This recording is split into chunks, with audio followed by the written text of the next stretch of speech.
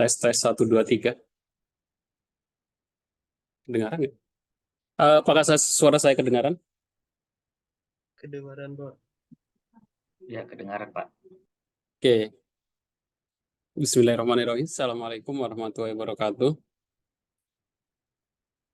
Assalamualaikum Ya. warahmatullahi Salam warahmatullahi Al- wabarakatuh. Alhamdulillah di siang hari ini sesuai rundown acara ya, pukul 13.00 untuk Seminar Nasional Saintek ketiga Universitas Pelita Bangsa, sesi paralel dimulai jam 13.00 dengan ada di room 1 ini teknik informatika. Di London ini ada 1 2 3 4 5 6 7 sesi presenter. Yang pertama saya bacakan dulu judulnya. Yang pertama adalah perbandingan kinerja algoritma naik Bayes dan KNN dalam memprediksi penyakit tiroid. Kemudian pembicara kedua Pak Aswan nanti perbandingan model klasifikasi Tunet Antun dalam prediksi penyakit jantung. Terus dilanjutkan dengan pembicara ketiga, presenter ketiga, peran digital twin dalam optimasi manufaktur yang berkelanjutan. Bapak Eko Kurniawan dan kawan-kawan. Terus ada pembicara keempat, analisa kinerja Viola Jones algorithm dan DLib library untuk klasifikasi pengenalan citra wajah. Dilanjutkan dengan Dr. Ananto. Pak Ananto meningkatkan penjualan retail cross-selling menggunakan algoritma a priori pada dataset bahan makanan. Terus pembicara yang kelima, perancangan sistem informasi absensi pegawai berbasis web dengan metode linear sequential model, studi kasus kantor Abcidi Sumatera Selatan. Terus yang terakhir dari mahasiswa saya, implementasi Visioner Chipper dalam keamanan email untuk keamanan pada pesan teks. Ada Naufal, Dava, dan teman-temannya. Oke, untuk pertama mungkin pengenalan dulu ya. Saya sebagai wakil moderator, karena setiap ruangan ini ada 2 moderator ya. Yang pertama adalah Pak Wahyu Hadi Kristanto, Eskom Mkom, sekaligus sebagai Ketua Program Studi Teknik Informatika Universitas Pelita Bangsa, dan saya sebagai nanti membantu. Perkenalan, nama saya Muhammad Najamuddin Dwi, Eskom Mkom, sebagai dosen di Universitas Pelita Bangsa. Oke, sebelum saya serahkan ke Pak Wahyu, mungkin saya bacakan dulu tata tertib pemaparan artikel ilmiah di sesi paralel ini. Yang pertama, RIM dibuka pada sesi 2, dimulai pukul 13.00 WIB. Peserta wajib menggunakan nama dengan format NIM, nama diikuti dengan afiliasi ya. Kalau dari Universitas Pelita Bangsa, silakan ditulis Universitas Pelita Bangsa. Terus yang peraturan yang ketiga, selama sesi presentasi, mikrofon peserta akan dinonaktifkan. Dan peserta dapat mengajukan pertanyaan pada sesi tanya-jawab dan mikrofon akan diaktifkan. Jadi nanti setiap peserta akan mendapatkan waktu sekitar 10 menit, kemudian ada dilanjutkan dengan sesi tanya-jawab 5 menit ya. Jadi saya harap sih mahasiswa Informatika Pelita Bangsa khususnya untuk aktif dan mengajukan pertanyaan ya. Nanti kalau ada kendala boleh pertanyaannya ditulis di web chat. Yang kelima, daftar dan susunan pemateri berdasarkan dengan pengumuman yang telah kami informasikan. Jadi urutan untuk presenternya sesuai dengan yang ada di Book of Abstract yang sudah di-share di grup pemakalan. Durasi waktu presentasi tiap pemateri ada 15 menit diatur, yaitu 10 menit untuk sesi presentasi dan 5 menit sesi tanya jawab. Oke, ini tadi ada yang angkat tangan, kenapa? Kira-kira ada yang mau ditanyakan?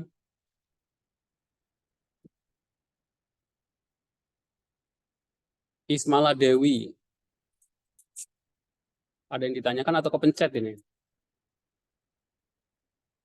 Tadi raise hand.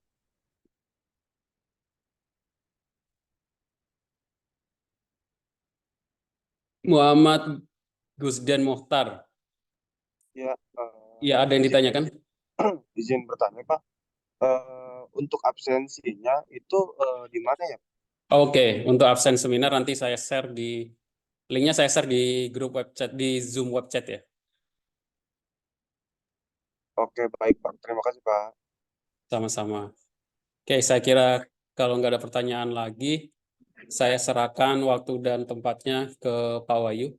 Waktu dan tempat dipersilakan. Bismillahirrahmanirrahim. Alhamdulillahirabbil alamin. Assalamualaikum warahmatullahi wabarakatuh. Waalaikumsalam warahmatullahi wabarakatuh. Waalaikumsalam warahmatullahi wabarakatuh. Puji syukur kehadirat Allah, kita semua bisa berkumpul di room Zoom virtual ini. Semoga kita semua selalu dalam keadaan sehat walafiat. Amin ya Rabbal Alamin.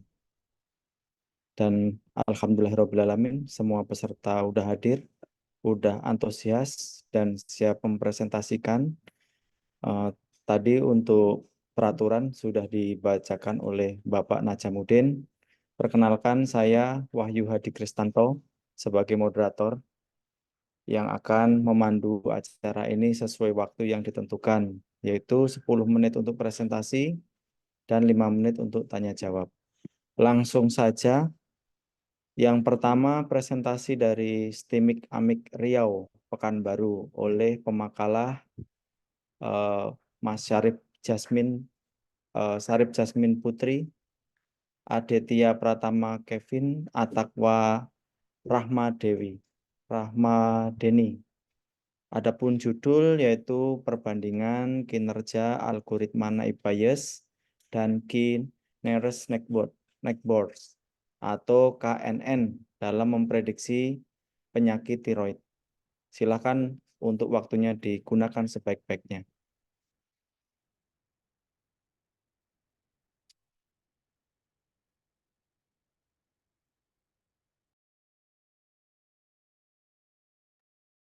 Mungkin saya sapa dulu untuk Sarifah Jasmin Putri. Mbak Sarifah Jasmin Putri, maaf tadi bilang Mas. Apakah hadir?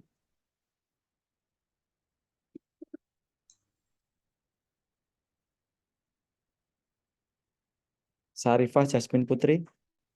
Aditya Pratama, penulis 2-nya. Kevin Atakwa, penulis 3.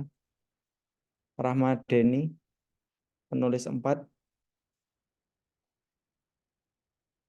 Baik, kalau memang belum hadir, kita bisa ke peserta berikutnya, yaitu dari Universitas Pelita Bangsa dengan pemakalah Bapak Aswan Supriyadi Sungai, penulis 2 Bapak Nanang Teddy Kurniadi, penulis 3 Antika Zahrotul Kamalia, kemudian Chandranaya, Irfan Afriantoro, dan Agus Warno. Judul yang diangkat yaitu perbandingan model klasifikasi Chun dan Untained dalam prediksi penyakit jantung. Silakan digunakan sebaik-baiknya tim dari Bapak Aswan Supriyadi Sungai.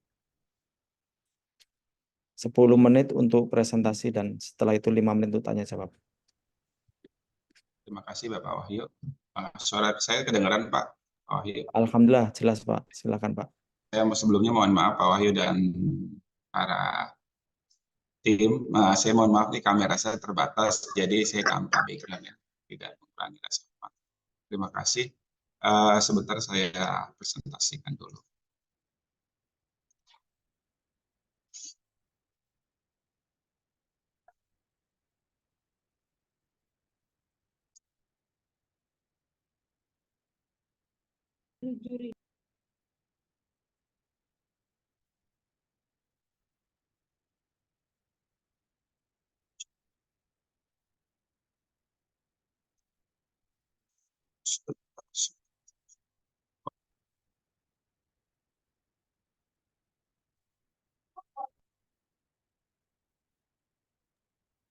Untuk peserta berikutnya juga bisa mempersiapkan nanti untuk setelah Bapak Aswan, yaitu Bapak Eko Kurniawan, Oldi Fahlovi, Jelui Pensa, Avista, Yudawi Tanto, Reza Ilyas. Untuk mempersiapkan dari Politeknik Takuni. Apakah hadir Mas Eko Kurniawan? Hadir Pak. Oke, alhamdulillah berarti bisa Ya. disiapkan ya Mas ya. Silakan Bapak Aswan. Pak Wahyu sudah terlihat? Sudah jelas, silakan Pak. Ya, terima kasih. Assalamualaikum warahmatullahi wabarakatuh. Waalaikumsalam. Waalaikumsalam. Waalaikumsalam warahmatullahi Semoga wabarakatuh. salam sejahtera untuk kita semua. Puji syukur. Terima kasih Bapak Wahyu. Terima kasih para admin seminar Sains Teknologi Saintek yang ketiga. Dalam kesempatan ini saya akan mempresentasikan tentang perbandingan model klasifikasi CUN dan ANCUN dalam prediksi penyakit jantung. Latar belakang kenapa saya meneliti tentang ini. Pertama, penyakit jantung merupakan penyakit mematikan. Bapak Ibu sudah tahu, Mbak Thomas sudah tahu, penyakit jantung salah satu penyakit yang memang sulit diprediksi. Banyak sekali kita lihat di medsos ya, TikTok ataupun IG yang umur-umur seperti saya pun belum tentu dideteksi. Jangankan seperti saya, kan umur-umur yang masih 20 tahun saja sudah banyak penyakit jantung. Memang dikarenakan memang dari kebiasaan, pola hidup ataupun mungkin faktor turunan. Nah, kemudian namun mengingat perkembangan teknologi kesehatan semakin memudahkan dan penurunan angka kematian, nah biarpun diakui sih, biarpun sehebat apapun teknologi ya, biarpun dari itu semua manusia tidak mengimbangi ya kematian dalam khususnya penyakit jantung, tidak bisa mengimbangi perkembangan teknologi. Namun diharapkan dengan perkembangan teknologi diliputi juga diimbangi dengan kesehatan, diharapkan bisa menurunkan angka kematian. Nah, perkembangan teknologi kesehatan tidak terlepas dari machine learning. Yang sudah tahu lah teknologi sekarang itu sangat-sangat perkembangan AI ataupun AI ya sangat-sangat tinggi. Nah, namun perkembangan machine learning itu diterapkan melalui rekam medis yang ada. Mohon maaf, itu medis ya, bukan medis. Nah, jadi dilihat dari faktor-faktor sebelumnya. Bahwa Bapak Ibu tahu kan bahwa teknologi sekarang itu berdasarkan data yang diinput ataupun data yang direkam sebelumnya. Nah, ini metodologi yang saya gunakan ataupun referensi yang pertama saya gunakan data dari Fiat Luhar, yaitu fiturnya ada 15 dari male ataupun jenis kelamin, terusnya age, education, current smoker, cigarette per day, BP medis ataupun obatan tekanan. Kemudian deskripsinya nanti Bapak bisa jelaskan, saya bisa jelaskan.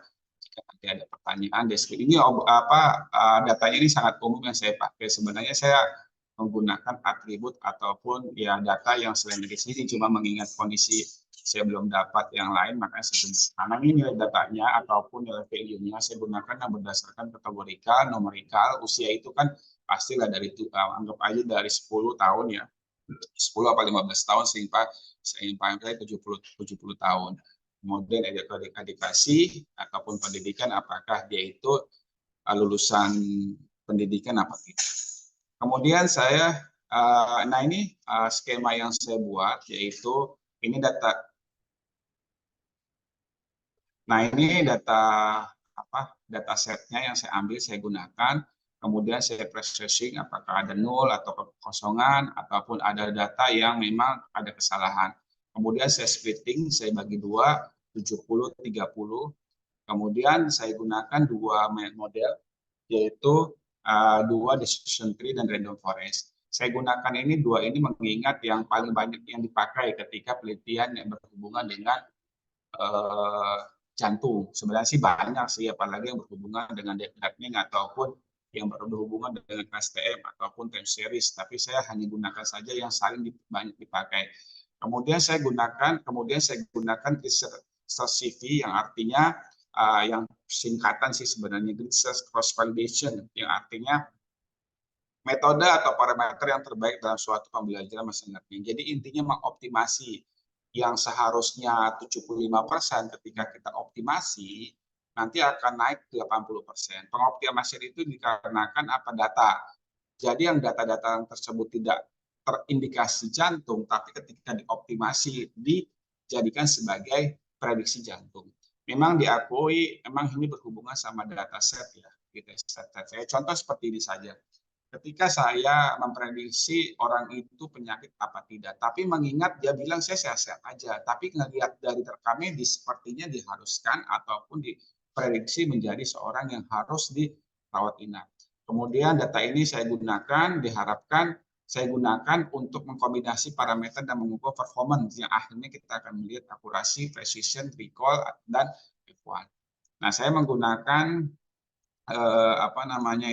menggunakan Python, bahasa pemrograman Python. Kemudian nanti kita akan lihat, kita tune, nanti naik apa tidak. Terusnya kita untune, kita tidak, alias tidak kita gunakan. Apakah ada perbedaan nanti antara optimasi atau tidak optimasi, digunakan atau tidak digunakan. Kemudian ini saya menggunakan Random Forest, hasilnya ada, nah ini saya gunakan untune, dan hasilnya akurasinya 85%. Kemudian saya tune ternyata 85%. Ternyata tidak ada perbedaan ya. Nah, namun di sini saya gunakan decision tree.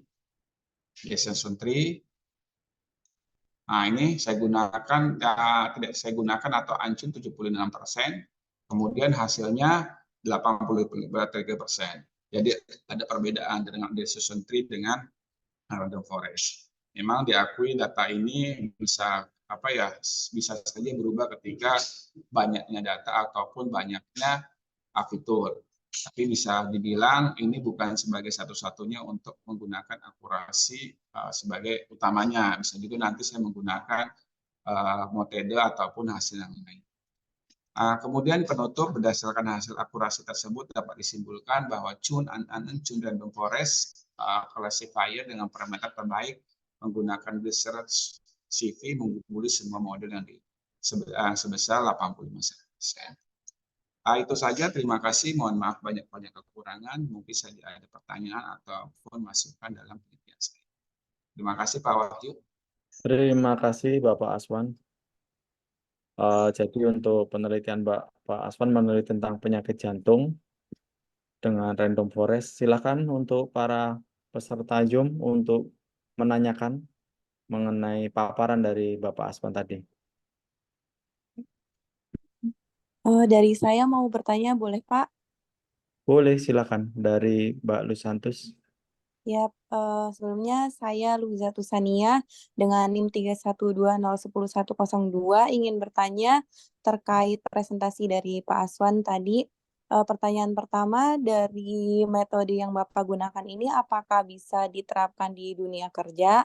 Yang kedua, kenapa Bapak hanya melakukan penelitian dari hanya ada 2 model saja?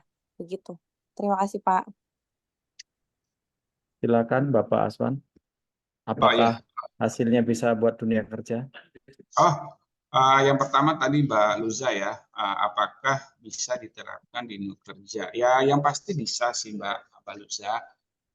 Sebagai contoh seperti prediksi pengangkatan karyawan, apakah itu diperpanjang atau tidak? Apakah juga bisa metode dalam melihat kenaikan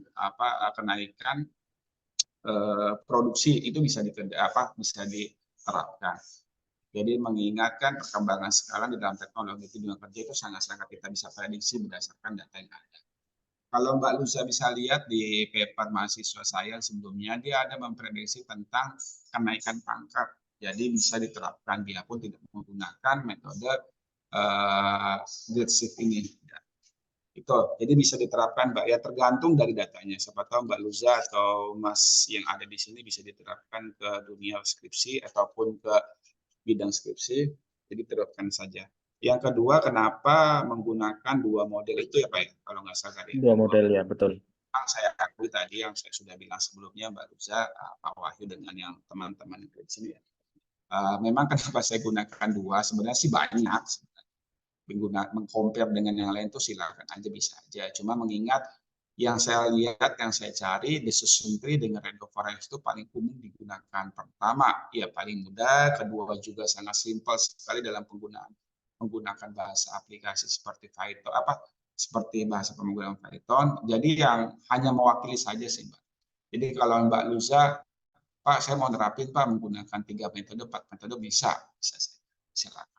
Jadi saya hanya gunakan 2 itu dikarenakan paper yang saya dapat rata-rata hanya 2 itu, yaitu random forest dengan decision tree. Mungkin itu Pak Wahyu, Mbak Luza, jika ada pertanyaan lain bisa. Nanti kalau kurang jelas atau kurang seret dalam penjelasan Iya. saya, silakan hubungi Kalau saya. masih kurang marem bisa menemui langsung kalau yang UPB. Ya, masih ada satu pertanyaan, silakan. Masih ada kesempatan buat satu penanya. Baik, jika dirasa sudah cukup jelas, sekarang terima kasih Bapak Aswan ya. Sudah tidak ada yang Terima kasih bertanya. Pak Wahyu, terima kasih juga yang lain. Ya, selanjutnya dari Politeknik Takunmi dengan Bapak Eko Kurniawan dan kawan-kawan. Adapun judul yaitu peran digital twin dalam otomatisasi manufaktur yang berkelanjutan. Silakan, Bapak.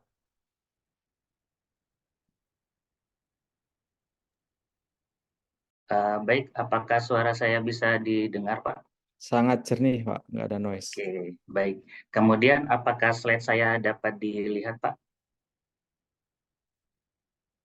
Sudah, Pak. Silakan lanjut, Pak. Baik. Baik, bismillahirrahmanirrahim. Assalamualaikum warahmatullahi wabarakatuh. Waalaikumsalam Waalaikumsalam. warahmatullahi wabarakatuh. Selamat Waalaikumsalam siang warahmatullahi dan wabarakatuh. salam sejahtera buat kita semua. Para peserta seminar nasional Sains dan Teknologi atau Saintek ketiga, perkenalkan saya Eko Kurniawan dari Politeknik Takumi.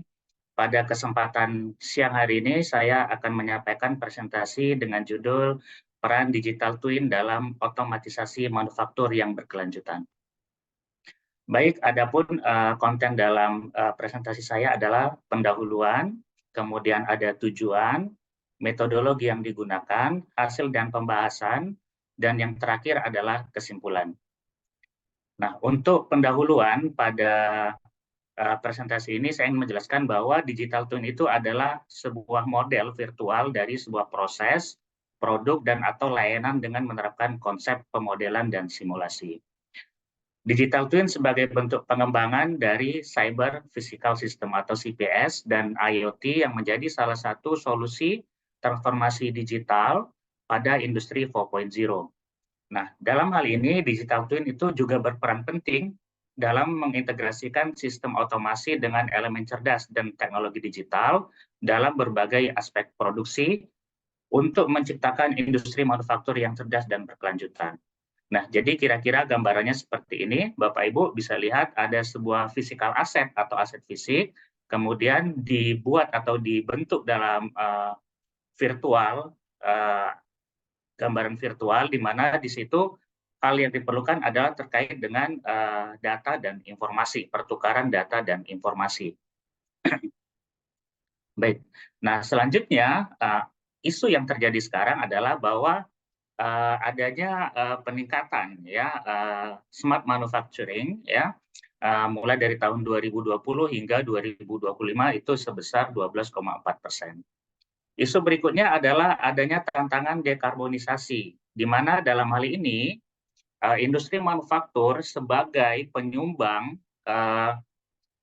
emisi gas rumah kaca terbesar ya, salah satunya itu harus bisa mengantisipasi atau mengurangi emisi gas rumah kaca dalam mengantisipasi perubahan iklim.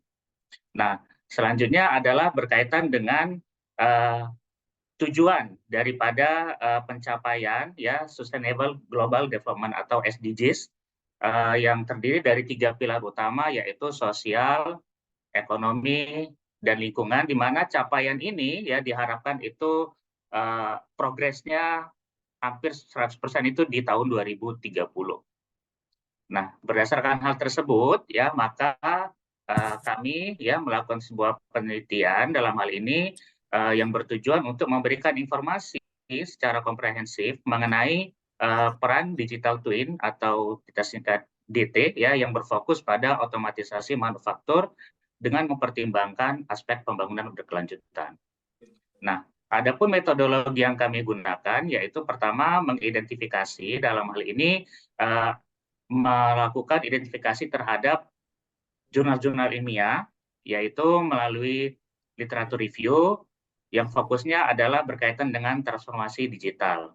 Di mana jurnal internasional yang kami identifikasi itu terindeks ISI atau Scopus dengan rentang waktu kurang dari 10 tahun. Artinya memang jurnal-jurnal yang terbaru. Kemudian kita lakukan klasifikasi, di mana dalam hal ini fokus keyword atau pembahasan kita itu berkaitan dengan digital twin, otomatisasi manufaktur, dan keberlanjutan, di mana 3 fokus ini itu memiliki keterkaitan satu dengan yang lain. Selanjutnya kita lakukan analisis untuk mendapatkan data sekunder dan mendapatkan research gap. Biasanya ini kita menggunakan force viewers ya Bapak Ibu, dengan memasukkan kata kunci yang terkait. Sepertinya ada noise ya Pak ya. Ada noise Pak dari yang lain, mungkin bisa di.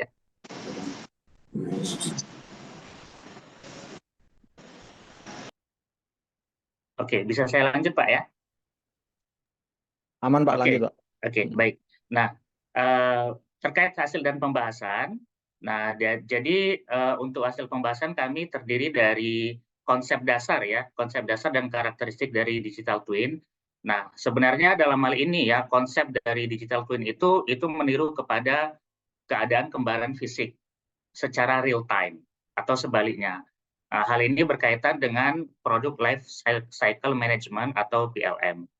Di mana dalam hal ini DT itu memiliki 3 komponen utama, yaitu adanya ruang nyata ya atau real space, kemudian adanya ruang virtual atau virtual space, dan adanya koneksi data atau informasi di antara keduanya, yaitu berupa data ataupun informasi proses ya. Nah, dalam hal ini terdapat juga beberapa klasifikasi, yaitu ada berkaitan dengan digital twin prototype, digital twin instance, digital twin agregat, dan digital twin environment. Selanjutnya berkaitan dengan klasifikasi koneksi data atau informasi DT bisa dilihat pada gambar berikut ini, yaitu di mana ada 3 klasifikasi. Yang pertama yaitu adalah digital model, di mana di dalam digital model data transfer atau koneksi itu adalah aliran datanya dalam bentuk data manual ya. Nah, kemudian ada yang namanya digital shadow.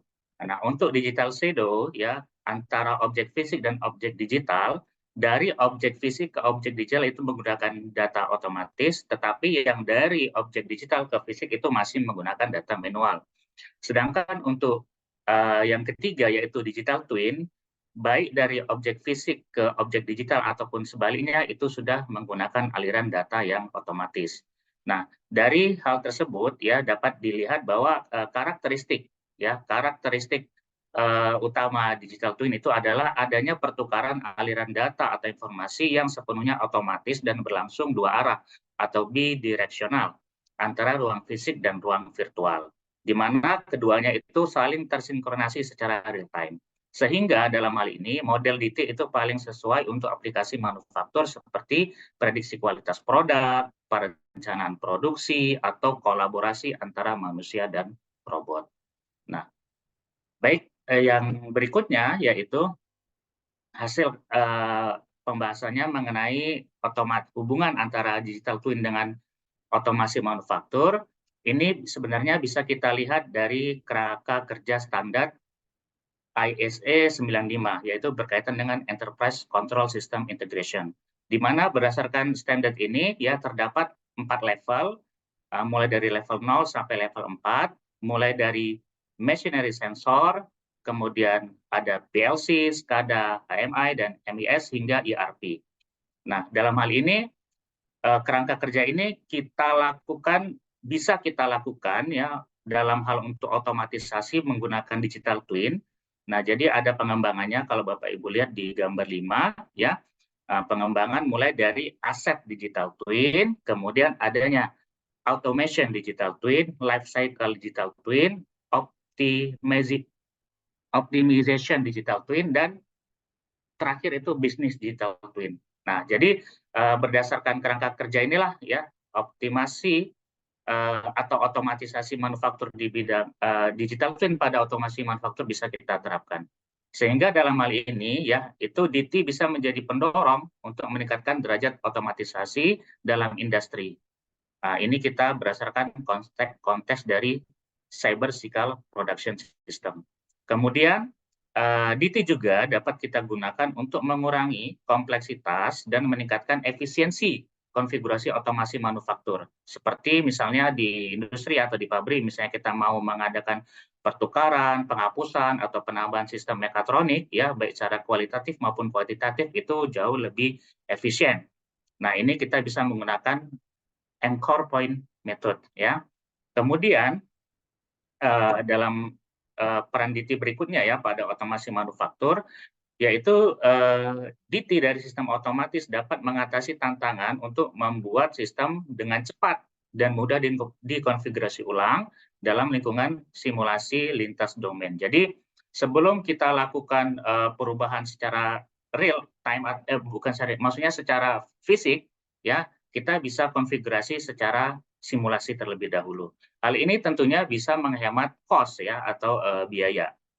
Selanjutnya, DT dapat mendeteksi, menganalisis, mengontrol, dan mengoptimalkan proses produksi dalam berbagai skenario berdasarkan data yang dikumpulkan dan direkam oleh sistem informasi. Nah, biasanya data-data ini bersumber dari sensor-sensor yang kita letakkan pada peralatan-peralatan otomatisasi di manufaktur, sehingga dapat meningkatkan kinerja otomatisasi pabrik. Nah, baik, hasil dan pembahasan yang terakhir yaitu berkaitan dengan pembangunan berkelanjutan. Nah, jadi ini adalah sebuah model ya dari hasil penelitian kami berdasarkan literatur review yang kami kaji. Ini adalah model digital twin in sustainable manufacturing automation, di mana dalam model ini bisa Bapak Ibu lihat ya, itu terdiri dari 4 komponen utama ya. Adanya integrasi yaitu antara sistem mekatronika yang terdiri dari sensor, kontrol, aktuator, robot, PLC, HMI, dan SCADA dengan teknologi digital di mana yang saat ini banyak diaplikasikan di industri adalah IoT, AI, dan Big Data. Kemudian berhubungan dengan yang namanya energy transition atau transisi energi, di mana seperti saya jelaskan di awal tadi, bagaimana sebuah sistem itu harus mampu mengurangi emisi karbon dengan penggunaan energi yang lebih efisien, kemudian carbon capture, ya bagaimana kita bisa mengurangkan karbon yang ada di atmosfer. Nah, dalam hal ini tentunya akan berkaitan juga dengan yang namanya siklus hidup produk ya atau life cycle management. Dalam hal ini berkaitan bukan hanya produk tapi juga aset ya, di mana selain siklus hidup produk itu bisa lebih efisien, aset yang kita gunakan dalam proses produksi juga bisa kita kontrol dengan jauh lebih baik. Nah, Baik Bapak, menarik sekali. ya. Mungkin untuk slide-nya bisa dihabiskan, waktu udah Ya. habis, dan maksudnya bisa di next. Ya, baik. Nah, oke. Sehingga dalam hal ini ya DT bisa kita lakukan untuk berbagai aplikasi termasuk secara praktis mulai dari monitoring, perawatan ya, mencegah downtime sehingga optimalisasi dan keberlanjutan proses produksi serta dekarbonisasi dapat dicapai. Selain itu juga bisa untuk memberikan keputusan secara cepat. Berikut adalah kesimpulan dari penelitian kami. Nah, di mana dalam hal ini pada prinsipnya ya DT itu adalah teknologi yang sesuai untuk industri 4.0, berperan penting untuk meningkatkan produktivitas operasi manufaktur. Selain itu dapat membantu para pengambil kebijakan di industri ya untuk mengambil keputusan yang cepat dan tepat demi keberlanjutan perusahaannya. Sekian, terima kasih. Assalamualaikum warahmatullahi wabarakatuh. Silakan saya kembalikan kepada Bapak Moderator. Terima kasih Bapak Eko. Jadi sangat menarik untuk presentasinya, untuk judulnya membuat sistem otomatisasi dan cocok untuk era saat ini, cyber physical system. Barangkali dari mahasiswa dan peserta lainnya ingin bertanya, silakan, ada satu kesempatan.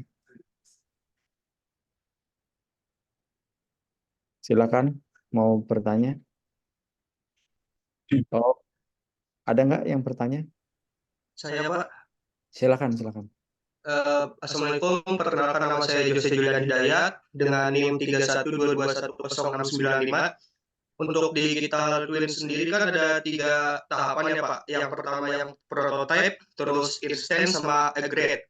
Nah, untuk digital twin yang Bapak lakukan penelitian ini di bidang manufaktur itu, pada digital twin instance-nya itu menggunakan metode pengujian apa ya Pak?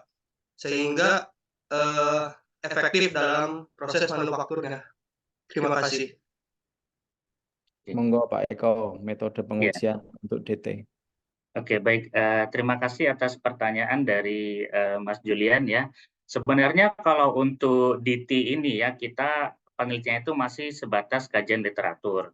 Nah, kenapa? Karena memang kedepannya dari kajian literatur ini akan kita lanjutkan untuk kajian yang lebih kepada use case seperti itu, ya. Nah, pada kajian literatur ini ya untuk digital instance sendiri ya, memang yang kita terapkan itu lebih kepada sistem otomatisasi, Mas. Jadi tujuannya apa? Karena sebenarnya ini sesuai dengan bidang kami. Kami ini dari Prodi Mekatronika, ya kan, kolaborasi dengan teknologi informasi yang ada di Politeknik Takumi. Jadi untuk instance-nya kita fokus di otomatisasi yang mana prosesnya itu atau metode yang kita gunakan itu yang anchor point method yang saya jelaskan tadi, yaitu berdasarkan framework atau rangka kerja dari ISA 95 ya, standar ISA 95. Jadi kita step by step-nya dari situ. Kalau ditanya metodenya ya anchor point method yang akan nantinya yang menjadi fokus dalam penelitian ini. Tapi sebenarnya ini hanya kajian literatur saja ya Mas. Untuk aplikasinya sebenarnya kita akan terapkan lebih lanjutnya setelah ini. Seperti itu, ini macam preliminary research lah seperti itu. Baik, Pak Eko sudah sangat jelas menjelaskannya. Jadi kajian literatur untuk selanjutnya dikembangkan ke tahap implementasi. Dan ini juga bisa untuk dikerjasamakan dengan prodi yang lain, teknik lingkungan untuk valve dan sebagainya, arsitektur untuk smart home atau smart building, dan banyak lainnya lagi. Betul. Terima kasih Pak Eko untuk presentasinya. Ya, baik Pak, sama-sama. Selanjutnya untuk peserta berikutnya, peserta presentasi berikutnya untuk makalah berikutnya dari Universitas Muhammadiyah Surabaya dengan Mas Farid Wahyu Wicaksono dan Mas Aswin Rosadi. Adapun judul yang diangkat yaitu Analisa Kinerja Viola Jones, Algoritm dan DLIB Library untuk klasifikasi pengenalan citra wajah. Ini ada hubungannya dengan pengolahan citra atau image processing. Silakan untuk Mas Farid Wahyu Wicaksono dan tim untuk presentasi.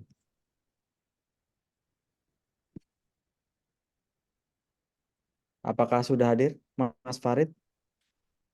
Ini Pak, untuk Mas Farid barusan ngasih tahu lewat WA berhalangan untuk presentasi. Mungkin bisa di next saja. Baik, terima kasih atas informasinya Bapak Najamuddin. Selanjutnya dari Universitas Pelita Bangsa Bapak Ananto Trisasongko. Judul yang diangkat yaitu meningkatkan penjualan retail pertokoan, cross-selling menggunakan algoritma a priori pada dataset bahan makanan.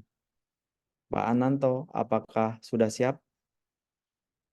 Ya, mohon maaf Pak Wahyu, untuk Pak Ananto dilanjutkan saya sebagai penulis kedua Pak, karena Pak Ananto sedang ada acara lain.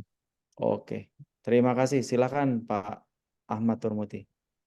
Ya, baik. Terima kasih untuk waktunya Pak Wahyu, dan mohon izin untuk teman-teman semua, saya presentasi di sini.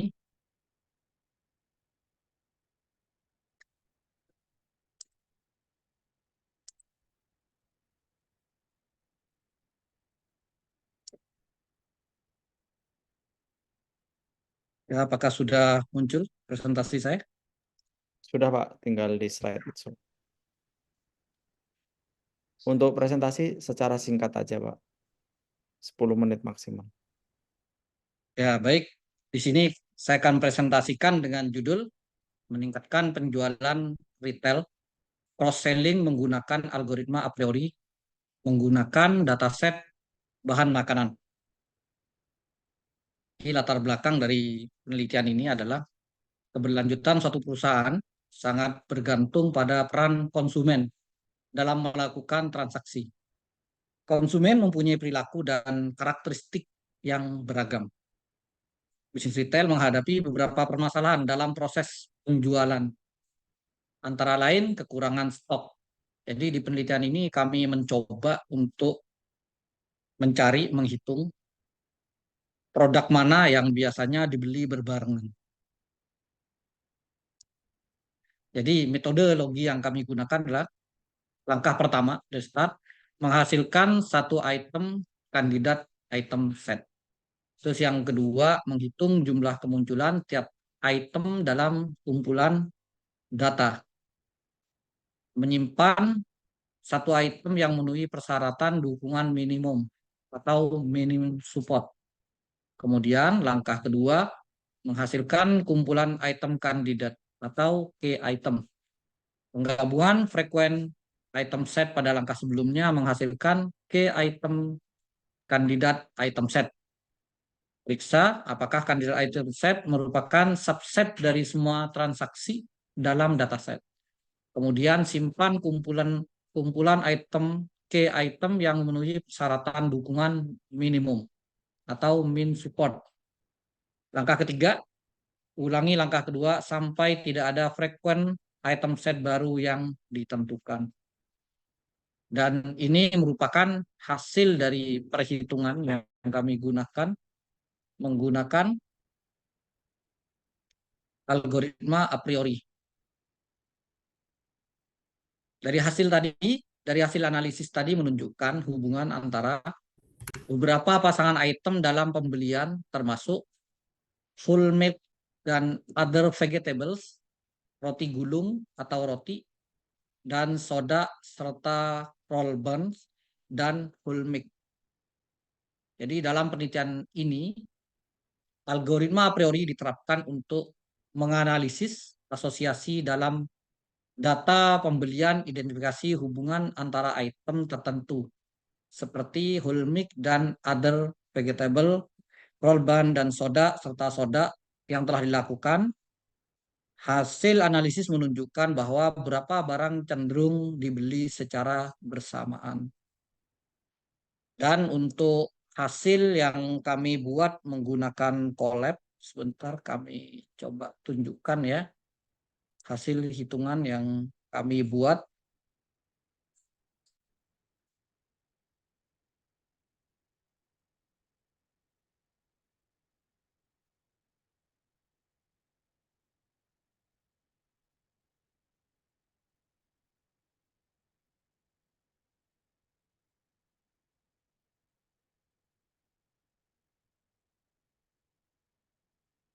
Fintech a priori.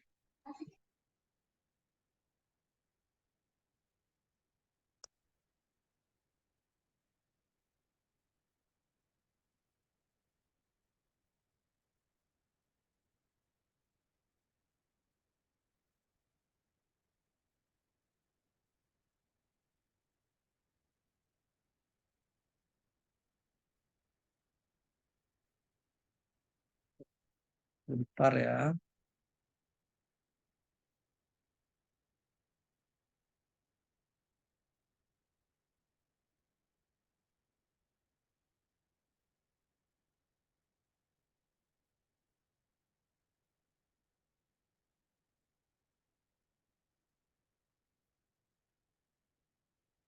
Oke, Ya, sudah. jadi Pak Tur. ya di sini ini adalah hasil perhitungan yang telah kami lakukan menggunakan algoritma priori. Nah, sini dataset yang kami gunakan ya, di ininya sudah kami cantumkan datasetnya. Dan ini kemunculan untuk DF head-nya. Dan ini adalah frekuen item set. Setelah dihitung, maka di sini adalah item occurrence-nya yang muncul. Ya, mungkin ini sekilas untuk hitungan yang kami buat menggunakan Colab. Terima kasih, kami kembalikan pada Bapak Moderator. Terima kasih, Bapak Turmuti. sangat menarik mengenai pemaparannya, yaitu meningkatkan penjualan. Nah, ini cocok buat toko, UMKM, dan lain-lain. Silakan untuk para peserta bisa bertanya. Satu penanya, silakan.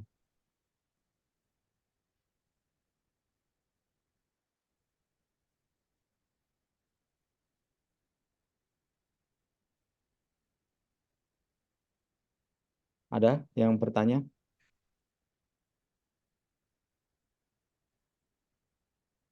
Kalau tidak ada, mungkin saya bisa bertanya untuk Pak Tur. Bagaimana untuk meningkatkan UMKM, Pak Tur, mengenai kontribusi dari penelitian ini? Ya, perhitungan yang kami buat di sini menggunakan algoritma a priori. Tentu saja kalau kita mau terapkan pada UMKM, pertama kita harus punya data penjualan UMKM, sehingga menggunakan algoritma ini nanti bisa kita tentukan sebenarnya barang mana yang paling banyak laku. Setiap barang A itu laku, barang mana lagi yang berpasangan dengan barang A tadi. Sehingga nanti tidak terjadi kita kekurangan stok untuk melakukan penjualan. Seperti itu mungkin Pak Wahyu. Oke, sangat jelas sekali ya. Jadi goal daripada riset penelitian yaitu berkontribusi terhadap ilmu pengetahuan, dan ini sudah memberikan kontribusi. Terima kasih Bapak Tur, bagus. Ya, terima kasih Pak Wahyu. Kita lanjutkan untuk peserta berikutnya, yaitu sebentar.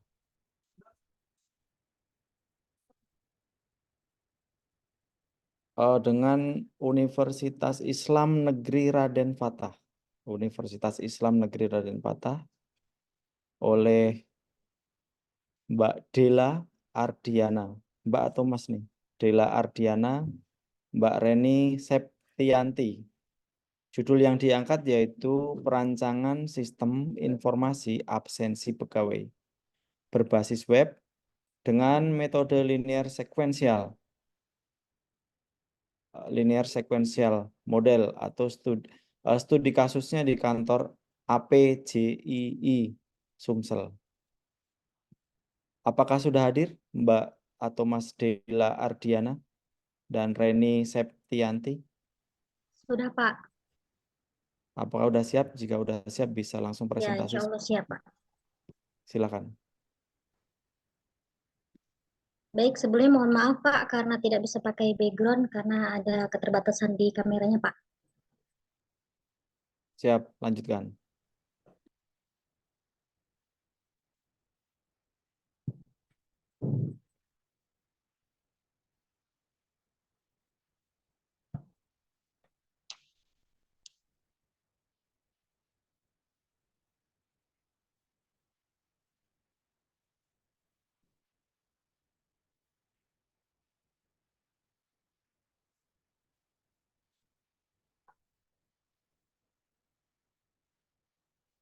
Baik, saya mulai. Assalamualaikum warahmatullahi wabarakatuh. Perkenalkan, nama saya Dela Ardiana dengan NIM 2020803039 dari Universitas Islam Negeri Raden Fatah Palembang. Di sini saya akan mempresentasikan PPT dari paper penelitian saya yang berjudul Perancangan Sistem Informasi Absensi Pegawai berbasis web dengan metode linear sequential model studi kasus kantor APJI Sumsel.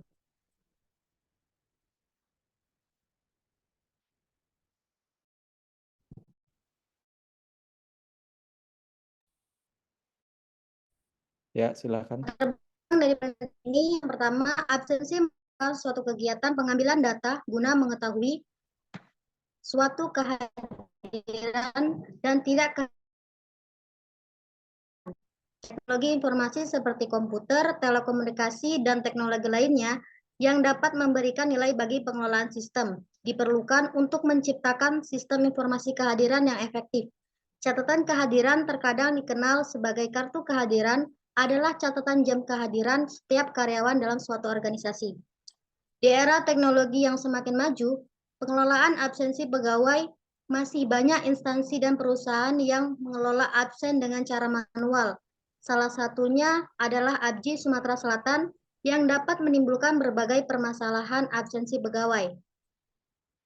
Dokumen absensi berbentuk kertas memerlukan ruang yang luas dan perawatan yang khusus untuk melindungi dari kelembapan dan resiko banjir, kebakaran sewaktu-waktu, atau perilaku yang tidak bertanggung jawab lainnya.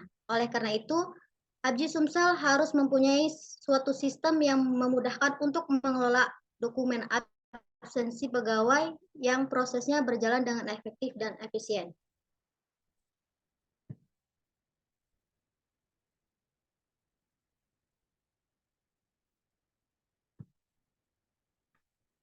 Metode yang digunakan yaitu linear sequential. Di sini ada 4 tahapan. Yang pertama adalah analisis kebutuhan, di mana analisis kebutuhan yang dipakai dalam penelitian ini ada analisis kebutuhan perangkat lunak dan analisis kebutuhan perangkat keras.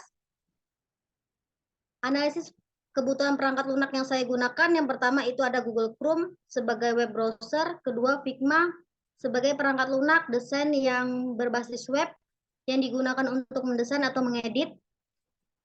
Yang ketiga ada Visio, dan yang keempat ada UML. Kemudian analisis kebutuhan perangkat keras, di sini ada laptop dengan prosesor, RAM, dan perangkat input berupa mouse, keyboard, dan lain-lain. Yang kedua, tahapan yang kedua yaitu pembuatan desain atau desain sistem yang berfokus pada desain antarmuka, struktur data, dan topik lainnya dilakukan setelah analisis selesai. Aplikasi Figma dan Visio adalah alat yang digunakan dalam desain. Yang ketiga ada kode. Langkah ini dilakukan dengan melakukan pengkodean atau pengembangan program aplikasi sesuai dengan rancangan. Yang keempat ada tes. Dalam tahap ini dilakukan tes uji sistem untuk mengetahui sistem tersebut berfungsi seperti yang diharapkan dan dapat memenuhi kebutuhan pengguna serta tujuan instansi. Namun dalam perancangan sistem informasi, tahapan metode yang digunakan itu hanya 2, analisis kebutuhan dan desain pembuatan perancangan.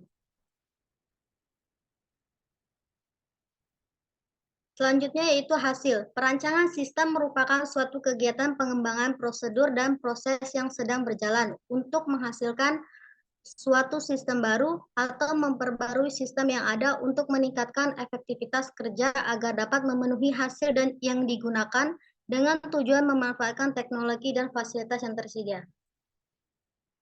Baik, di gambar di bawah ini adalah tampilan halaman login absensi pegawai, admin maupun untuk pegawai.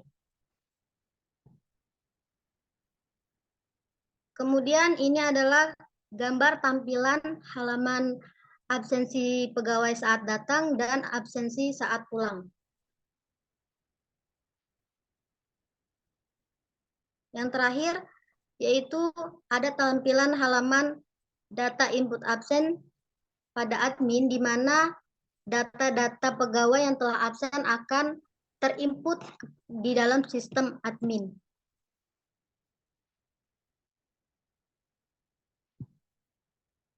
Penutup, pada penelitian ini akan merancang elektronik absensi pegawai di Asosiasi Penyelenggara Jasa Internet Indonesia di Sumatera Selatan yang diharapkan dapat membantu pihak ABJI dalam pengelolaan absensi pegawai.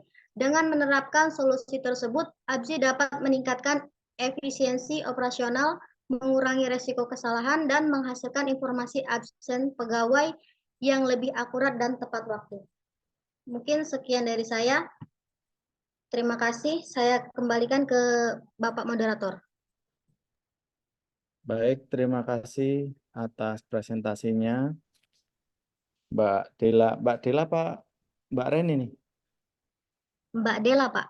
Mbak Dela ya, Dela Ardiana, yang mengambil tentang perancangan sistem informasi absensi pegawai berbasis web dengan metode linear sequential.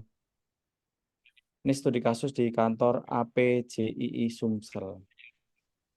Ya, peserta, bagi para peserta silakan untuk menanyakan ke narasumber.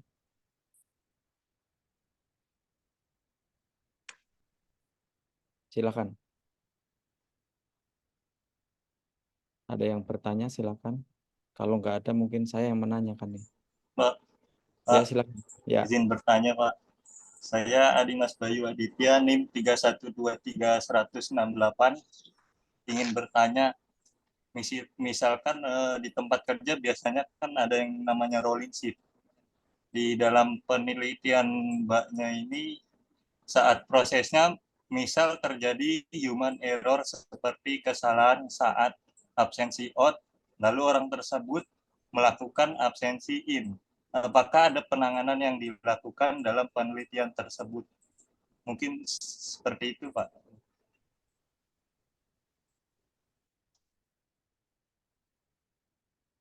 Baik, izin menjawab. Yang dimaksud tadi rolling pegawai kayak gitu ya, Mas? Ya, silakan, Mbak. Iya, Mbak. Ya, mohon maaf Mas, soalnya di counter Abji itu pegawainya tidak ada rolling, Mas. Kalau misalkan diterapkan di perusahaan lain, dalam penelitian ini misalkan terjadi human error tersebut, apakah ada penanganan yang dilakukan di dalam penelitiannya?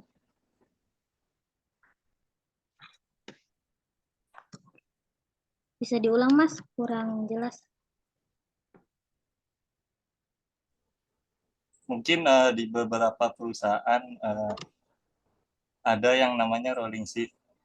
Lalu saat prosesnya terjadi human error, karyawan salah melakukan absensi out, lalu orang tersebut melakukan absensi in. Nah, dalam penelitian Mbaknya ini, apakah ada penanganan yang dilakukan ketika terjadi human error dalam penelitian tersebut?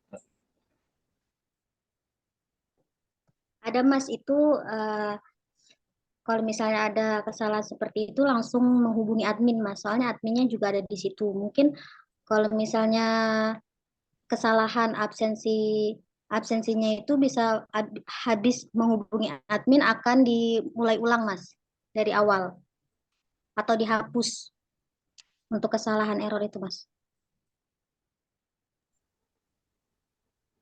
Ya, baik, terima kasih, Mbak. Baik, sudah terjawab. Terima kasih Mbak Dela. Di apa namanya? Dilanjutkan untuk penelitiannya, untuk apa namanya? Suatu menulis itu kan suatu passion ya. Jadi kalau memang memiliki passion nulis itu terus ditingkatkan kayak gitu. Jadi buat mahasiswa UPB juga harus meningkatkan tulisan, jangan hanya di KP, skripsi dan sebagainya. Nanti bisa membuat buku, membuat apa namanya monograf, dan bisa membuat penelitian-penelitian yang lain yang tentunya bisa memberikan kontribusi terhadap ilmu pengetahuan. Nah, kita akan terima kasih Mbak Dela ya sudah selesai untuk presentasinya. Saya akan memanggil yang peserta yang pertama tadi, barangkali udah hadir, dari STEMIK Amik Riau Pekanbaru. Dengan Mbak Sarifah Jasmine Putri, apakah sudah hadir? Atau Aditya Pratama? Pak Naja, apakah Mbak Sarifah Jasmine Putri yang STEMIK Amik Riau hadir apa tidak? Jadi kalau nggak ada yang terakhir itu Pak. Yang Kriptografi. terakhir tadi. Yang terakhir siapa? Yang terakhir udah selesai nih dengan Mbak Dela tadi. Ada lagi Pak. Mumtaz ada Mumtaz. Muntas. Kelompoknya Mumtaz. Hadir Silakan. Pak saya. Ya, silakan. Silakan yang terakhir. Kelompok dari Muntas. Pada panitia saya izin untuk share screen ya.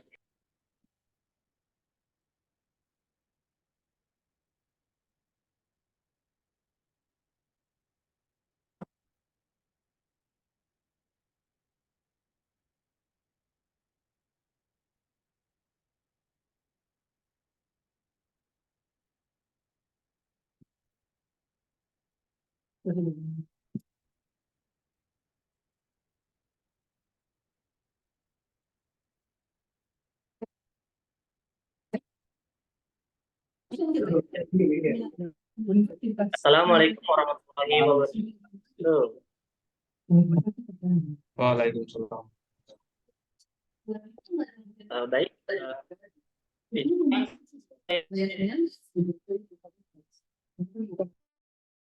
untuk presentasi untuk jurnal kali ini saya akan email untuk keamanan pada pesan teks.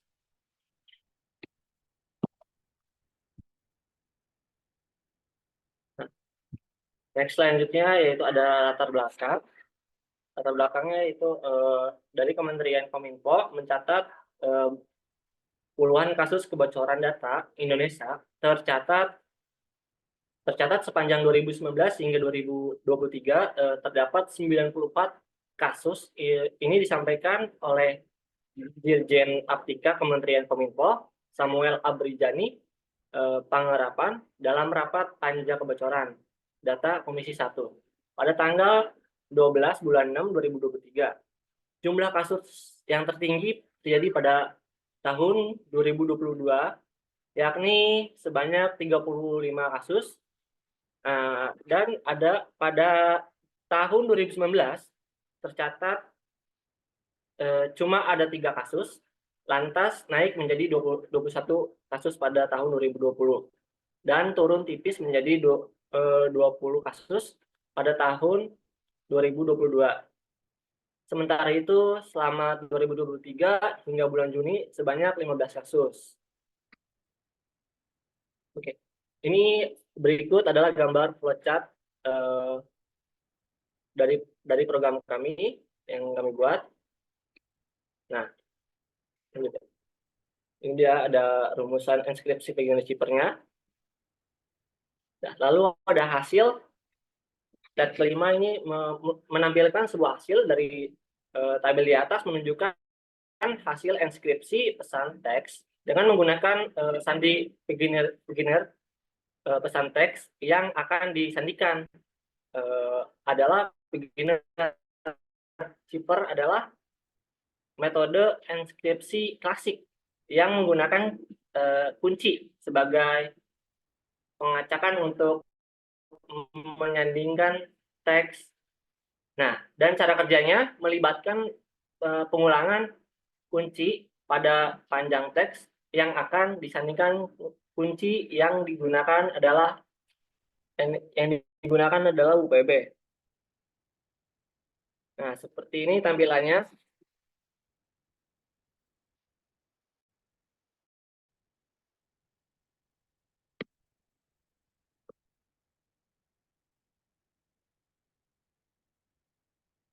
Tulisan teks yang akan disandingkan mulai dari huruf pertama pesan teks yang sesuai di tabel beginner. Huruf yang sesuai adalah huruf yang terletak pada baris yang sama dengan huruf pertama pesan teks dan kolom yang sama dengan huruf pertama kunci. Jadi misalkan hasil yang tadi sebelumnya ini programnya ada menampilkan your name. Your name sebutkan namanya, lalu email. Your email itu sebagai tujuan untuk pengirim yang diterimanya siapa gitu. Lalu ada inscription key yaitu sebagai kata kunci. Nah, your message sebagai isi pesan teks tersebut. Jadi jika inscription key-nya misalkan UPB, lalu pesannya atau halau gitu ya. Nanti akan otomatis terkirim ke email yang bertujuannya itu nama emailnya misalkan balap PM 952. Nanti akan otomatis diterima yang sudah diinskripsi. Oke, baik. Penutupan. Beginner shipper adalah metode klasik yang meningkatkan keamanan email dengan menggunakan tabel rektor tabular. Teks asli dikombinasikan dengan kunci yang sangat sulit. Jadi diuraikan tanpa kunci yang benar. Manfaatnya termasuk perlindungan pesan dari akses tidak sah, mencegah pencurian informasi, fleksibilitas kunci, dan pertukaran kunci aman. Pentingnya manajemen kunci yang tepat juga ditekankan dengan penekanan pada menjaga kerahasiaan kunci dan penggantian berkala untuk menimilkan risiko keamanan. Jadi kita mencegah untuk kebocoran email pada pesan teks tersebut. Dan selanjutnya mungkin sekian dari penjelasan dari saya. Mohon maaf bila ada kata-kata yang saya salah. Apabila ada jarum yang patah mohon disimpan. Apabila ada kata-kata saya yang salah mohon dimaafkan. Bila komentar. Assalamualaikum warahmatullahi wabarakatuh. Waalaikumsalam warahmatullahi wabarakatuh. Luar biasa, ada pantunnya. Silakan para peserta untuk memberikan pertanyaan. Peserta luar biasa nih ada Mas Egi. Silakan Mas Egi, dari Karawang atau dari Jepang? Silakan. Assalamualaikum warahmatullahi wabarakatuh. Waalaikumsalam. Di Jepang apa di mana nih? Ya, masih di Jepang, Pak. Oh ya, oke. Jangan lupa samurai. Ya, Pak. Terima kasih, Pak, sebelumnya. Saya kebetulan dari Prodi Teknik Informatika kampus Pelita Bangsa, Universitas Pelita Bangsa. Izin bertanya, untuk materi yang tadi dipresentasikan tentang Pigeonary Chipper ya, apakah ada pergantian mengganti kunci gitu ya untuk meningkatkan keamanan gitu. Terus periode pergantian kunci itu sangatlah penting untuk meskipun dikatakan Pigeonary Chipper itu aman untuk email ya, tetapi apakah ada pergantian kunci atau untuk secara berkala gitu ke depannya? Mungkin dari situ mungkin cukup segitu dari saya. Terima kasih. Wassalamualaikum warahmatullahi wabarakatuh. Silakan Mas, ditanggapi, dijawab. Muntas, silakan. Baik, ya izin menjawab ya pada panitia. Kepada Mas siapa tadi yang nanya? Saya lupa. Mas Egi. Mas Egi udah ngasih soal jawabannya. Saya mau menjawab. Jadi kata Mas bilang, apakah bisa mengganti kunci enskripsinya gitu ya? Sebenarnya bisa Mas, tergantung si penerima sama si pengirim. Misalnya pengirimnya ini konfirmasi dulu apa yang mau disepakati dengan menggantikan kuncinya. Misalkan yang di awal tadi contoh sebagai contoh doang, yaitu UPB 3 kata doang.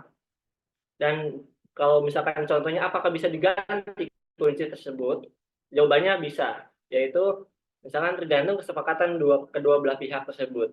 Jadi si pengirim ini konfirmasi kepada penerima bahwasannya kunci tersebut saya ganti dengan menggunakan hari atau kode-kode yang tersebut yang biasa dirahasiakan kepada kedua belah pihak ini. Misalkan Senin pada kuncinya Senin. Nanti dia bilang dulu ini Senin ya kata kuncinya. Nanti tetap pesannya itu otomatis terkirim dengan bentuk enskripsi gitu.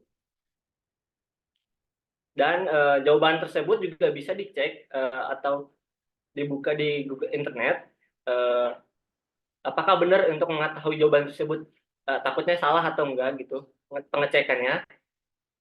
Jawabannya adalah bisa. Jadi kita memperakuratkan apakah ini akurat ini proyek kita yang buat ini, tapi kita sudah membuat semaksimal mungkin, sudah optimal. Begitu aja Mas. Jadi jawabannya bisa. Terima kasih Mas atas tanggapannya. Terima kasih. Terima kasih sama-sama Mas. Ya, alhamdulillah untuk sesi presentasi di sesi paralel di sesi yang kedua yang tadi pagi kita melaksanakan seminar dengan narasumber-narasumber yang sudah mengisi, yang sudah para pakar yang sudah luar biasa, dan hari ini di siang ini sudah presentasi sebanyak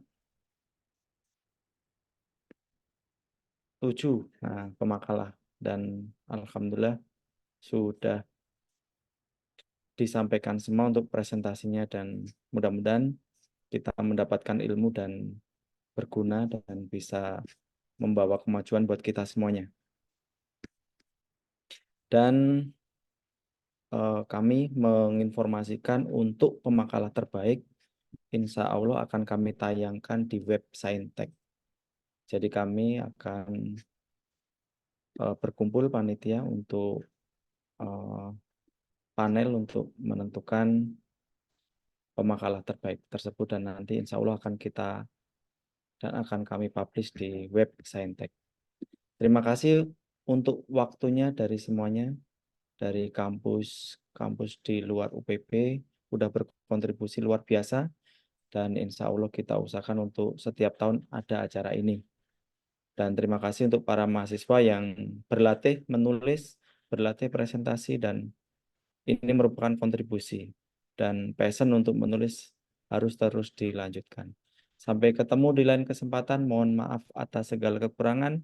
Wassalamualaikum warahmatullahi wabarakatuh. Waalaikumsalam warahmatullahi wabarakatuh. Mohon diri untuk